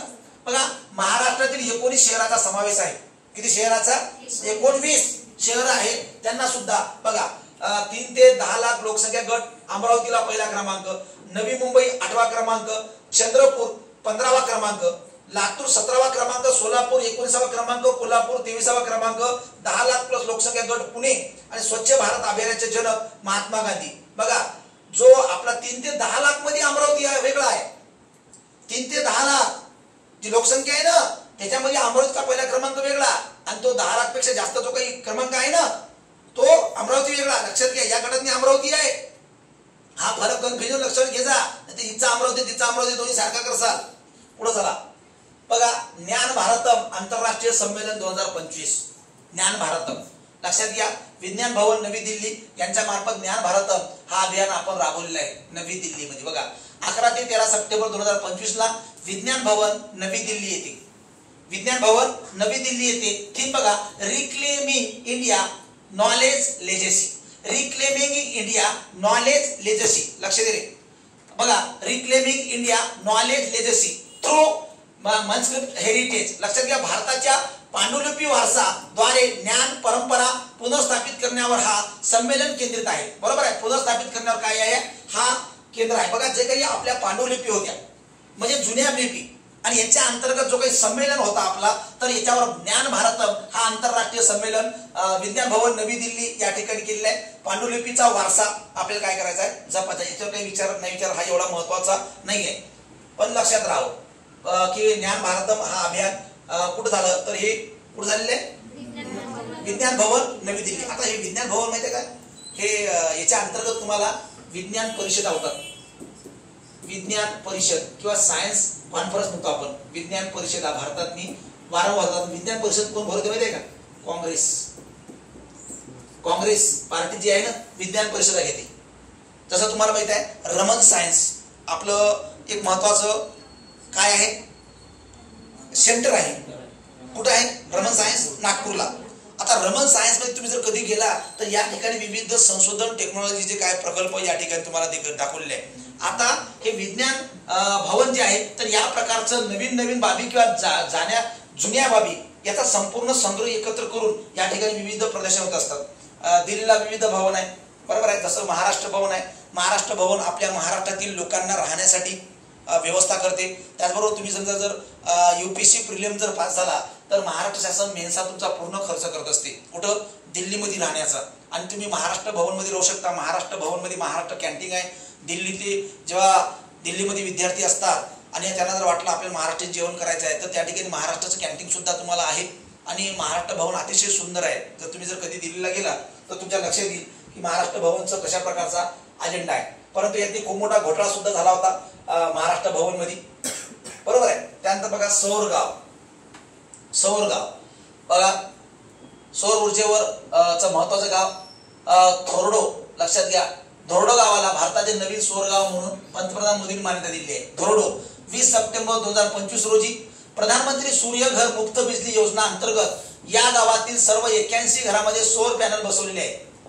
सोलर पॅनल बसवलेले आणि याच्या प्रकारचं सौर ऊर्जेवर चालणारं जे काही गाव आहे धोरडो गावाला या प्रकारचा पुरस्कार प्राप्त झालेला आहे. 100% सौरीकरण करण्यात आलेलं आहे. 100%. धोरडो गावाला ऑक्टोबर 2023 मध्ये संयुक्त राष्ट्राच्या जागतिक पर्यटन संघटनेने बेस्ट टुरिझम व्हिलेज चा पुरस्कार दिला आहे. कुठला बेस्ट टुरिझम. बघा हे गुजरातला आहे. हा कुठं आहे धोरडो गाव कुठं आहे गुजरात मध्ये आहे. आणि मला वाटतं गुजरात मधला हा 4थं राज्य आहे. किती राज्य आहे 4थं राज्य आहे 4थं गाव आहे. 2023 मध्ये जगातील 54 गावामध्ये गुजरात मधील सर्वोत्तम पर्यटन गाव मानले जाते. काय सर्वोत्तम पर्यटन गाव धोरडो. आता गुजरातचे 4थे पूर्ण सौर गाव बनले आहे. तुम्हाला माहिती आहे धोलीविरा पहिला आहे. धोलीविरा जर तुम्ही बघितलं असेल तर हा पहिला सौर ऊर्जेवर चालणारा गाव आहे. आणि आता गुजरात मधलं 4 गाव आहे धोरडो गाव. तर लक्षात घ्या स्वच्छ पर्यटन आहे स्वच्छ गाव आहे आणि त्याचबरोबर सौर ऊर्जेवर चालणारा सुद्धा हे गाव म्हणून सध्या याचा विचार केला जातो. आणि 2023 ला संयुक्त राष्ट्राने काय दिला याला पुरस्कार सुद्धा दिलेला आहे. बघा अर्जुन पुरस्कार अर्जुन बघा अर्जुन 2025 PN7 खगोलशास्त्रामध्ये लक्षात घ्या तुम्ही महाभारतात एक नाव आहे. बघा खगोलशास्त्रज्ञांनी अर्जुन 2025 PN7 हा पृथ्वीचा एक नवीन अर्धा उपग्रह शोधलाय. अर्धा उपग्रह पूर्ण उपग्रह नाही किंवा अर्धा उपग्रह तो प्रथम हवाईमधील पॅन स्टार्स 1 दुर्बिणीने पाहिलाय. बघा हवाई दुर्बीण पाहिला पॅन स्टारचे काही दुर्बीण आहे याच्या मार्फत पाहिला.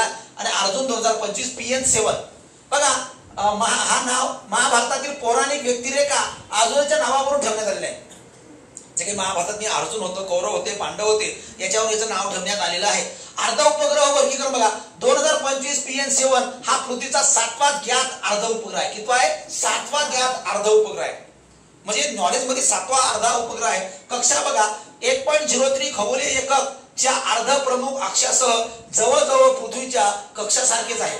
2025 PM7 थोड्याशा लंबवर्तुळाकार कक्षाचे अनुसरण करते. बघा म्हणजे 7वा अर्ध उपग्रह आपल्याला सापडलेला आहे. या प्रकारचा अर्जुन PN7 म्हणून याला आपण काय केलेलं आहे, नाव दिलेलं आहे अर्जुन 2025. हे आपण दुर्बीनद्वारे बघितलेलं आहे. आता तुम्हाला फक्त एवढं विचारू शकते, अर्जुन 2025 PN7 हे काय आहे तर अर्ध उपग्रह आहे. कितवा आहे तर 7वा. कितवा आहे तर 7वा. तर या प्रकारचे खगोलशास्त्राचे लोक अभ्यास करत राहतात आणि ते माहिती काय करतात घेत राहतात. पुढे बघा, राष्ट्रीय चित्रपट पुरस्कार महत्वाचा आहे, काल परवा घोषित झालेले आहे. राष्ट्रीय चित्रपट पुरस्कार बघा, राष्ट्रीय चित्रपट पुरस्कार 2071 आहे. 71वा पुरस्कार आहे आणि या पुरस्काराच्या अंतर्गत आपण काही घोषणा केलेल्या आहे महत्वाच्या.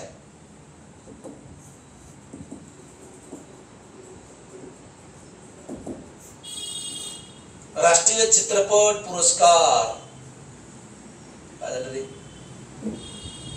बाबा? ओके बघा, राष्ट्रीय चित्रपट पुरस्कार बघा 2025 बघा 71वा हा पुरस्कार आहे. कितवा पुरस्कार आहे? 71वा चित्रपट पुरस्कार आहे. 23 सप्टेंबर 2025 ला हा पुरस्कार सोहळा झाला. कितवा? 23 सप्टेंबर 25 ला. कितवा? 71वा चित्रपट पुरस्कार आहे. भारतीय चित्रपट सृष्टीतील 2023 या वर्षातील सर्वोत्कृष्ट कलाकृतीचा गौरव या सोहळ्यात करण्यात आला आहे. बघा पुरस्कार झाला 25 ला, पण 2023 ला ज्या ज्या काही चित्रपटाचा गुणगौरव आहे हा पुरस्कार आपण या ठिकाणी देण्यात आलेला आहे. राष्ट्रपतीच्या हस्ते हे चित्रपट गौरव पुरस्कार आपण देत असतो. बघा राष्ट्रपतीच्या हस्ते साधारणतः बऱ्याच याच्यात काय काय भेटते माहिती काय? पटकथा, त्याचबरोबर अभिनय, त्याचबरोबर गायन, त्याचबरोबर महत्वाचं काय चित्रपट बांधणी, त्याचबरोबर प्रेक्षकचा पाठिंबा या सगळ्याचा विचार करून तुम्हाला पुरस्कार देतात. त्याचबरोबर सामाजिक संदेश, तुम्हाला माहिती आहे विविध चित्रपट हे सामाजिक संदेश देतात. चित्रपटाचा उद्देश तो आहे की सामाजिक संदेश दिला पाहिजे, त्याचबरोबर मनोरंजन तर झालंच पाहिजे, पण नुसतं मनोरंजन नव्हे. बघा प्रत्येक चित्रपटातून तुम्हाला काहीतरी एक संदेश भेटतो. आपण म्हणतो यार चित्रपट नुसतं येतात चित्रपट जातात, तुम्ही त्या स्टोरीत कितीतरी घुसा. आता अलीकडे दशावतार नावाचा पिक्चर आलाय दिलीप प्रभावरचा, खूप जबरदस्त आहे. सर्वसामान्य माणसाच्या वर भिरकावलेला चेंडू जो आहे त्याच्या संदर्भातला तो पिक्चर आहे. आता राष्ट्रीय चित्रपट पुरस्कार 2025 71वा कोणाकोणाला काय पुरस्कार भेटला बघा. सर्वोत्कृष्ट हिंदी चित्रपट कठार अ जॅकफ्रूट मिस्ट्री, बरोबर आहे. त्यानंतर सर्वोत्कृष्ट फीचर फिल्म 12th फेल, जबरदस्त पिक्चर आहे, तुम्ही तर बघितलं असेल सर्वांनीच. त्यानंतर सर्वोत्कृष्ट अभिनेता शाहरुख खान, जवान नावाचा पिक्चर, तुम्हाला भूमिका जबरदस्त केली आहे. जवान पिक्चर प्रत्येकाने बघावं, म्हणजे भ्रष्टाचारा संदर्भात माणूस काय करू शकतो, बरोबर आहे, ते पिक्चर दाखवलं आहे. त्यानंतर सर्वोत्कृष्ट अभिनेता विक्रांत मेसी, बऱ्याच लोकांना माहित नसेल विक्रांत मेसी. त्यानंतर सर्वोत्कृष्ट अभिनेत्री राणी मुखर्जी, मिशेल चॅटर्जी व्हर्सेस नॉर्वे, याच्यामध्ये भूमिका त्यांची राणी मुखर्जीची. त्यानंतर बघा सर्वोत्कृष्ट फीचर फिल्म 12th फेल. त्यानंतर सर्वोत्कृष्ट चित्रपट समीक्षक उत्पल दत्त, आसाममध्ये समीक्षक. त्यानंतर सर्वोत्कृष्ट ऍक्शन दिग्दर्शक हनुमान, तेलुगू पिक्चर तुम्ही बघितला असेल, हनुमान माहिती आहे, सर्वसामान्य कार्यकर्ता त्यातनी. सर्वोत्कृष्ट गीत बालगम, द ग्रुप तेलुगू बालगम आहे सर्वोत्कृष्ट गीत या वर्षीचा बालगम 2023 मध्ये. त्यानंतर बघा सर्वोत्कृष्ट दिग्दर्शन द केरला स्टोरीचं चांगल्या प्रकारचं दिग्दर्शन डायरेक्शन जे केलं आहे खूप चांगल्या प्रकारचं केलं आहे, म्हणजे सामाजिक मध्ये काय प्रकारचा संदेश दिलाय त्यांनी, खूप जबरदस्त. त्यानंतर सर्वोत्कृष्ट लोकप्रिय चित्रपट रॉकी और रानी की प्रेम कहाणी, लोकप्रिय चित्रपट. सर्वोत्कृष्ट तेलुगू चित्रपट भगवंत केसरी, कुठला आहे भगवंत केसरी. त्यानंतर सर्वोत्कृष्ट गुजराती चित्रपट वास. त्यानंतर सर्वोत्कृष्ट तमिळ चित्रपट पार्किंग.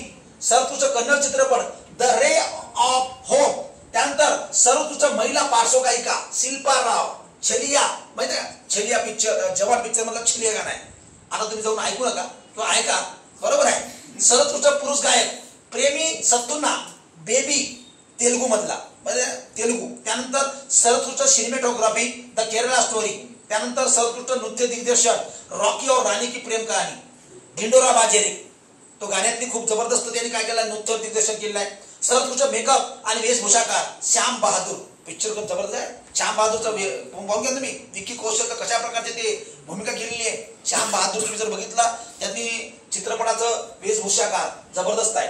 राष्ट्रीय चित्रपट पुरस्कार बघा, राष्ट्रीय चित्रपट पुरस्कार हे भारतीय सिनेमातील सर्वात प्रतिष्ठित सन्मान आहे महत्वाचा.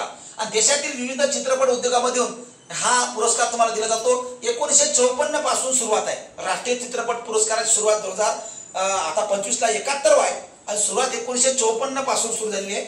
आणि दरवर्षी नवी दिल्ली येथे हा पुरस्कार दिला जातो. बरोबर आहे, राष्ट्रपतीच्या हस्ते. बरोबर आहे. बघा, राष्ट्रीय चित्रपट पुरस्कारामध्ये 3 मुख्य श्रेणी आहे: feature film, non feature film आणि सिनेमावरील सर्वोत्कृष्ट लेखन, जे आपण पहिल्यांदा तुम्हाला सांगितलेलं आहे. पुढे बघा, जागतिक ॲथलेटिक्स चॅम्पियनशिप स्पर्धा. बघा, जागतिक ॲथलेटिक्स चॅम्पियनशिप स्पर्धा 2025. बघा, आयोजन टोकियो जपान या ठिकाणी, आयोजन टोकियो जपान या ठिकाणी जागतिक ॲथलेटिक चॅम्पियनशिप स्पर्धा 2025 आहे. शेवटची आपला आजचं करंट घडामोडीचा पॉइंट आहे. आणि यामध्ये ॲथलेटिक्स स्पर्धा झाली 2025 ची. लक्षात घ्या, जपानमध्ये 13 ते 21 सप्टेंबर 2025 ला. ठिकाण नॅशनल स्टेडियम टोकियो. बघा, या 15 तारखेत संयुक्त राष्ट्र अमेरिकाने सर्वाधिक सुवर्ण व एकूण पदके मिळवलेली आहे. अमेरिकेने सर्वात जास्त सुवर्ण व एकूण पदके मिळवले. तुम्हाला प्रश्न येईल की जागतिक ॲथलेटिक चॅम्पियनशिप स्पर्धा कुठे झाली आहे? टोकियो जपानमध्ये. आणि सर्वात जास्त सुवर्ण पदके कोण मिळवले? अमेरिका. त्यानंतर 53 देशांनी कमीत कमी 1 पदक मिळवले आहे. 53 देश आहेत, त्यांनी कमीत कमी 1 पदक मिळवले आहे. अमेरिका अखेरीस 16 सुवर्ण पदकावर पोहोचले आणि एकूण 26 पदकं मिळवले आहे. आणि या प्रकारचं जागतिक ॲथलेटिक्स चॅम्पियनशिप स्पर्धा कुठे झाली आहे? Tokyo Japan. फक्त एवढं लक्षात घ्या, ॲथलेटिक्स स्पर्धा आहे टोकियो जपानमध्ये झालेली आहे. आणि या प्रकारच्या ॲथलेटिक्स स्पर्धा बघा विद्यार्थी मित्रांनो, आपण हे महत्वाच्या घडामोडीचे लेक्चर घेतलेलं आहे. बरोबर आहे. आता साधारणतः आजची तारीख 27-28 तारीख आहे. आज राज्यसेवेचा पेपर रद्द झाला, त्यामुळे आपण हे लेक्चर अपडेट केलं आहे. आणि साधारणतः इथपर्यंत आला आहे. या आठवड्यातल्या घडामोडी आणखी राहिलेल्या आहे. साधारणतः आपण 24-25 तारखेपर्यंत घेतलेलं आहे. पण पुढच्या वीकमध्ये साधारणतः 4-5 दिवसांनी आपल्या दुसरं करंटचं लेक्चर होईल. बरोबर आहे. परंतु यासारखे लेक्चर तुम्हाला काही समजलं किंवा काही तुमच्या सूचना असेल तर तुम्ही आपल्याला सांगत जा. आपला नंबर सुद्धा आहे खाली. त्याचबरोबर या प्रकारच्या सगळ्या नोट्स, ह्या सगळे नोट्स तुम्हाला जर लिहायचं असेल तर पार्थ MPSC चॅनलवर आपलं आहे. आपण पार्थ बुलेटिन तुम्हाला लेखी फॉर्ममध्ये देतो आणि हे लेक्चर तुम्हाला आपण ऑडिओ आणि व्हिडिओ फॉर्ममध्ये देत असतो. सर्वसामान्य विद्यार्थ्यांसाठी हितगुज साधणे हा आपला उद्देश आहे, बाकी दुसरं काहीच नाहीये. ओके, तर आपल्यासोबत जोडण्यासाठी तुम्ही आपल्या चॅनलला सबस्क्राईब करू शकता. धन्यवाद. जय हिंद.